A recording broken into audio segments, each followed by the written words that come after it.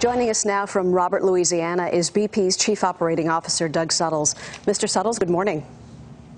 Good morning, Maggie. I know that you've placed the containment cap over the well, but at least from the live video feed, it seems that the oil is still gushing out. So two questions. Was the cap successfully put in place? And how much oil, what percentage do you feel that this will contain?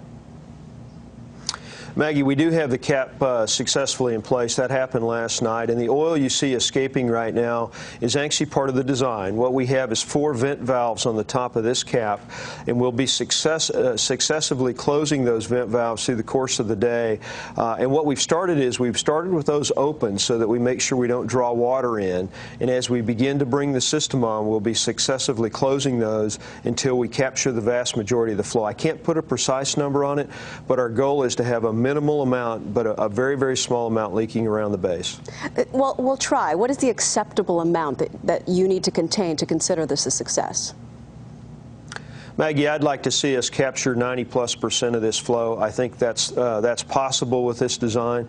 Of course, what we have to do is work through the next 24 or 48 hours to optimize that.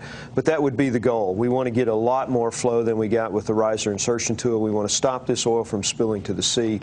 And I think this option, this plan we're pursuing right now could capture the vast majority of that. Clearly, you're working at containing the leak at the source, but is BP spending enough money and effort to keep the oil that is already out there from reaching Florida and other states, and to aid in the cleanup, to help, for example, clean up and try to save those birds that we're seeing drenched in oil on the shores of Louisiana? Maggie, we've got every resource deployed there is. I mean, the only thing that's limiting us is what's physically available. It's definitely not money. So on those two fronts, you're specifically working on cleaning up and keeping the oil from spreading? Absolutely. Our goal since the beginning, other than just stop the flow, is fight this thing offshore, and then if it did come to shore, respond very, very quickly. And we've built up a tremendous capability to do that. I mean, just give you an example, on the Florida Panhandle, we have over 1,000 responders standing by should something reach the beach. All right, and I'm sure that I don't need to remind you, Mr. Suttles, that 11 people died in this explosion. We're seeing wildlife die every day, livelihoods being affected, our oceans polluted. Yet we have top BP officials making comments like, it's not so bad, it's a big ocean, or I want my life back. What would you like to say to the people who were deeply offended by the insensitivity of those comments? You know, Maggie, this is a horrible event by any dimension, and the closer you are to the region here, when you talk to the people, you can feel that. It's scary.